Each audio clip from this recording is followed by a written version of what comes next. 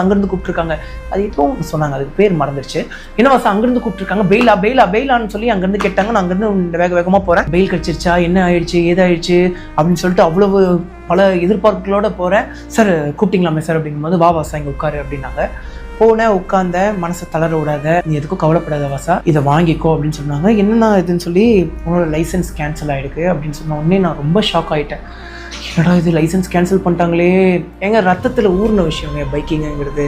உண்மையாக riding gears இல்லாமல் நான் பைக் எடுத்ததே கிடையாது, ரைட் போனதே கிடையாது. நான் எல்லாருக்குமே வந்து பார்த்தீங்கன்னா பார்த்து ஓட்டுங்க, சேஃபாக ஓட்டு. அதுக்கப்புறம் அந்த ஃபார்ம் கொடுத்தாங்க. நான் நினச்சிட்டேன் ஒரு 6 மாதம் கேன்சல் பண்ணிட்டாங்க போல் அப்படின்னு சொல்லி பயங்கரமாக மனசு உடைஞ்சு அதை ஃபுல்லாக படித்து பார்க்கும்போது தாங்க ஷாக்கு. 10 வருஷம் லைசன்ஸை கேன்சல் பண்ணிட்டாங்க. நான் மனசு உடைஞ்சு போயிட்டு கண்ணெலாம் வந்து பண்ண தண்ணி தேங்கிடுச்சு. என்னால் சிக்னேச்சர் போட முடியல. சிக்னேச்சர் போடுற இடத்துல வந்து பண்ண ஒரு ட்ராப் வந்து விழுகுது. அவங்க வந்து பண்ண மறுபடியும் பிரிண்ட் அவுட் எடுத்து கொடுக்குறாங்க, மறுபடியும் கையெழுத்து போட சொல்லி. நான் கையெழுத்து போட மாட்டேன்னு சொல்லிட்டேன். அதுக்கப்புறம் நிறைய விஷயங்கள் பேசுகிறாங்க. நீங்கள் சிக்னேச்சர் போடலைன்னா நீங்கள் சிக்னேச்சர் போட்டு தான் ஆகணும். இந்த சிக்னேச்சர் வந்து பண்ணால் உங்களோட நீங்கள் இருக்கக்கூடிய உங்கள் ரூமில் வந்து பண்ண ஒட்டிடுவோம். அது கொஞ்ச